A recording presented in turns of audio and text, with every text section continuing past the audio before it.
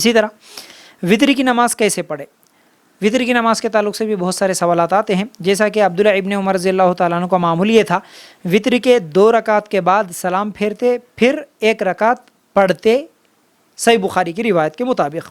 फिर अबू दाऊद की रिवायत के मुताबिक अल्लाह के रसूल सल्लल्लाहु अलैहि वसल्लम भी क्या है 3 रकात एक साथ पढ़ते थे।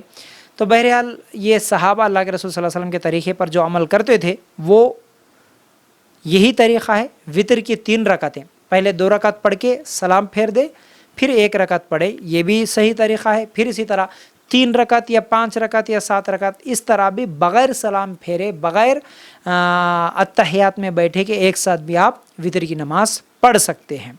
अब इसी वितर की नमाज के ताल्लुक़ से हाथ उठाकर दुआ करना या कुनूत वितर के ताल्लुक़ से अक्सर सवालात जो आते हैं वो ये है कि कुनूत वितर यानी दुआ कुनूत का जो पढ़ना है ये रुकू से पहले पढ़ना बेहतर है या बाद में पढ़ना बेहतर है। देखिए, कुनूत नाजिला पर क़ियास करते हुए उलमा ने क्या कहा कि ये हाथ उठा के दुआ करना जायज़ है और बेहतर क्या है, नबी करीम सल्लल्लाहु अलैहि वसल्लम 3 रकात की वितर पढ़ते थे। पहली रकत में सब्बिस्म रब्बिकल आला पढ़ते थे, फिर कुल या अय्युहल काफिरून पढ़ते थे, फिर कुल हुवल्लाहु अहद पढ़ते थे और खुनूत करते थे रुकू से पहले। ये बैहक़ी की रिवायत है। तो बहरहाल हम भी अफजल यही है कि हम रुकू से पहले ही कुनूत वितर को पढ़ें, बाद में भी पढ़ना जायज़ है, लेकिन बेहतर यही, अफजल यही है।